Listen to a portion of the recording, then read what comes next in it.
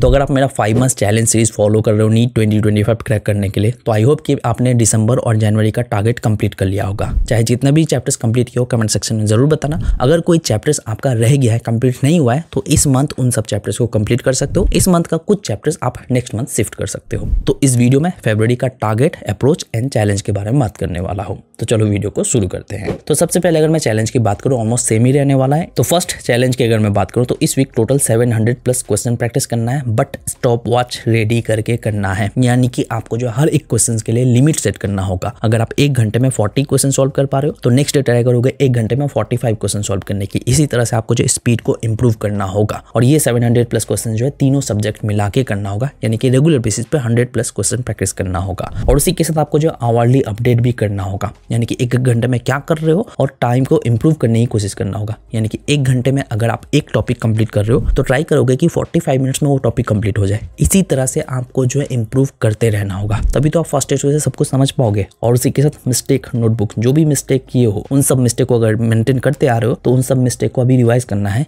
कि उन सब मिस्टेक्स में जो भी गलतियां किए थे उसको रिवाइज करके अभी सुधारना जरूरी है दोबारा से, कि ये गलती किया था, इस गलती को दोबारा से किसी भी हाल में नहीं करना है। उसी के साथ लास्ट 2 मंथ्स में जो भी पढ़े उससे रिलेटेड आपको जो एक टेस्ट अटेम्प्ट करना है। और टेस्ट अटेम्प्ट करने के बाद एनालिसिस करना है, जो क्वेश्चन सॉल्व हो रहा है ठीक है, जो क्वेश्चन सॉल्व नहीं हो रहा है उन सब क्वेश्चन से रिलेटेड टॉपिक को आपको जो रिवाइज करना है। इससे क्या होगा, टॉपिक वाइज आपका रिविजन भी हो जाएगा। और साथ ही साथ आपका अभी 0 डिस्ट्रैक्शन रहना चाहिए, यानी कि अभी आपका इधर उधर कुछ भी ध्यान नहीं जाना चाहिए, बस फोकस आपका नीट के ऊपर रहना है। और साथ ही साथ अभी आपको वेल डिसिप्लिन रहना होगा, यानी कि खाने का, पीने का, उठने का, सोने का प्रॉपर माइंडसेट आपका बिल्ड रहना चाहिए। किस टाइम क्या पढ़ना है, प्रॉपर आप टारगेट सेट कर रहे हो, सब कुछ पूरा डिसिप्लिन मेंटेन करना होगा। अगर डिसिप्लिन नहीं हो तो अभी भी टाइम है, थोड़ा 1 वीक में ठीक कर लो। अब इसके बेसिस पे टारगेट की अगर मैं बात करूं तो वीक 1 में आपको जो है टोटल 6 चैप्टर्स करने हैं, जिसमें से बायोलॉजी के 3 चैप्टर्स करने हैं। फर्स्ट चैप्टर को करने में 3 दिन लग सकता है, सेकंड चैप्टर को 3 दिन और थर्ड चैप्टर को 3 दिन। अब अगर आप सोच रहे हो कि यहाँ पे तो 9 डेज में हो जाएगा, लेकिन 9 डेज में नहीं, क्योंकि आप एक दिन में बायोलॉजी के 3 घंटे का लेक्चर दोगे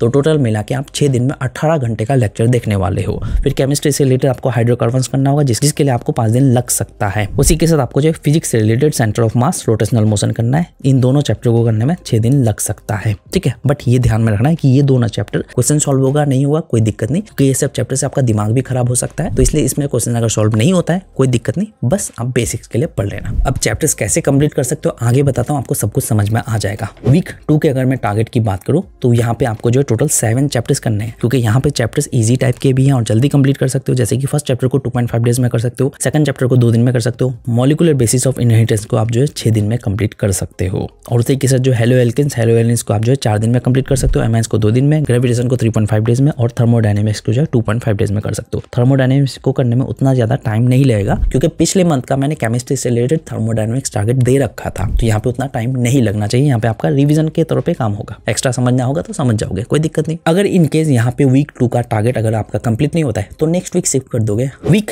3 के अगर मैं टारगेट की बात करूँ तो वीक 3 में भी आपको 7 चैप्टर्स करना है। इस वीक का टारगेट भी इजी टाइप का ही है, इजी चैप्टर्स ही है, जैसे कि ऑर्गेनिज्म एंड पॉपुलेशन, जिसको करने में 2.5 डेज लग सकता है। और इसी के साथ जो है आपको इकोसिस्टम करने में 2 दिन लग सकता है। यहीं पे आपका पूरा बायोलॉजी का सिलेबस कंप्लीट हो जाएगा। फिर वीक 4 से आप रिविजन करना स्टार्ट करोगे। अब रिविजन स्टार्ट हो जाएगा तो बायोलॉजी का जो भी डाउट होता है वो रिविजन के थ्रू क्लियर होता जाएगा। उसके बाद जो केमिस्ट्री से related aldehyde, ketones and carboxylic acid को करने में 4 दिन लग सकता है। बायोमोलिक्यूल्स को करने में 2.5 डेज लग सकता है, उससे भी कम टाइम लग सकता है, क्योंकि बायोलॉजी का बायोमोलिक्यूल्स आपने पहले ही कंप्लीट कर रखा है, तो ये आपका रिवीजन के तौर पे काम करेगा। और इसी के साथ एसएचएम फिजिक्स से रिलेटेड आपको जो 2.5 डेज लग सकता है, ये भी बेसिक्स के लिए इंपॉर्टेंट है। फिर जो है इलेक्ट्रिक चार्जेस एंड फील्ड्स, जिसको करने में 3 दिन लग सकता है।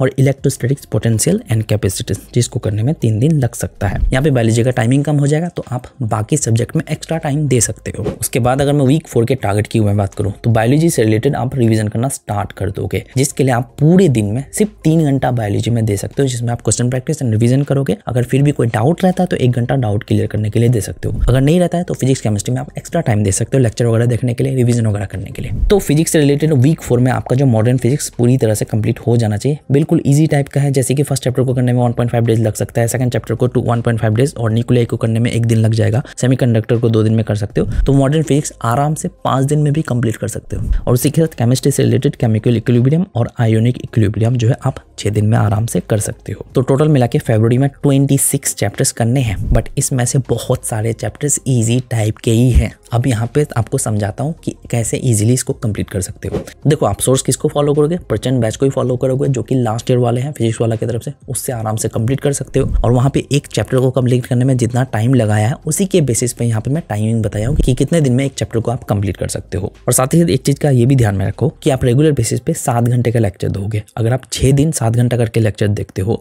तो टोटल 42 आवर्स लेक्चर देखने वाले हो, यानी कि सेल्फ स्टडी को छोड़ के 42 आवर्स का लेक्चर होने वाला है, जिसमें से रेगुलर बेसिस पे बायोलॉजी का 2 घंटे का लेक्चर अर्ली मॉर्निंग दोगे और आफ्टर लंच 1 घंटे का लेक्चर दोगे। किसी दिन मॉर्निंग में जूलॉजी का लेक्चर दोगे, किसी दिन बॉटनी का। यहाँ पे टारगेट के अकॉर्डिंग आपका चेंज होगा। फिजिक्स का 2 घंटे का लेक्चर दोगे, केमिस्ट्री का 2 घंटे का लेक्चर दोगे। इसी तरह से आपका जो 7 घंटा एक दिन में लेक्चर देखोगे। तो इसी की बेसिस पे आराम से जो भी मैं टारगेट दे रहा हूँ वीकली बेसिस पे उसको कंप्लीट करते जाओगे। जो भी कंप्लीट करता आ रहा है ना आराम से कर पाएगा। अगर आपको ये टारगेट बड़ा लग रहा है तो उतना भी बड़ा नहीं है अगर आप प्रचंड बैच से पढ़ रहे हो, लेकिन अगर आप अपने बैच के अकॉर्डिंग पढ़ रहे हो तो यहाँ पे टारगेट को कम कर सकते हो। अगर इस टारगेट को कंप्लीट नहीं कर पाते हो कोई दिक्कत नहीं, कुछ चैप्टर्स को नेक्स्ट मंथ में शिफ्ट कर सकते हो। अब इसी के बेसिस पे आपको स्टडी कैसे करना है, जैसे कि आप लेक्चर देखोगे, लेक्चर देखने के साथ साथ चाहो तो आप एनसीईआरटी को भी पढ़ सकते हो। हर 1 घंटा लेक्चर देखने के बाद 5 मिनट्स ब्रेक लेना है, फिर 1 घंटा लेक्चर देखना है, फिर 5 मिनट्स ब्रेक लेना है। इसी तरह से आपका माइंड रिलैक्स होगा, अच्छे से फोकस कर पाओगे। लेक्चर देखने के बाद एनसीईआरटी पढ़ना है या फिर नोट्स पढ़ना है फिजिक्स केमिस्ट्री से रिलेटेड अगर आपके पास नोट्स है तो। एनसीईआरटी पढ़ने के बाद आपको जो question practice and PY quiz करना है। जो क्वेश्चन सॉल्व नहीं हो रहा है उसका प्रॉपर एक्सप्लेनेशन देखना है। जो क्वेश्चन सॉल्व नहीं हुआ उस क्वेश्चन को 1 से 2 दिन बाद फिर से सॉल्व करने की कोशिश करना है। फिर उसी के साथ अगर आपके पास फ्री टाइम बचता है, यानी कि लेट सपोज आपने जो वीक का टारगेट था फिजिक्स से रिलेटेड 5 दिन में कर दिया, 1 दिन का आपका टाइम बच गया, तो उस टाइम में आपका जो भी डाउट है उसको क्लियर कर सकते हो। तो इससे क्या होगा कि आपका डाउट क्लियर करने का भी टाइम मिल रहा है आपको। और उसी के साथ आपको जो शॉर्ट रिवीजन रेगुलर बेसिस पे करना ही है, जो कि आप शॉर्ट नोट्स या फिर फ्लैश कार्ड्स के थ्रू कर सकते हो। और स्पेस्ड रिपीटिशन यानी कि अर्ली मॉर्निंग हर रोज 1 घंटा देकर रिवाइज कर सकते हो, जिसमें आप परसों जो पढ़े थे उससे 4 दिन पहले जो पढ़े थे उसको रिवाइज कर सकते हो। रिवीजन करने का प्रॉपर वीडियो मैंने बना रखा, उसको देख सकते हो। और उसी के साथ डे 7 जो कि इंपॉर्टेंट होने वाला है,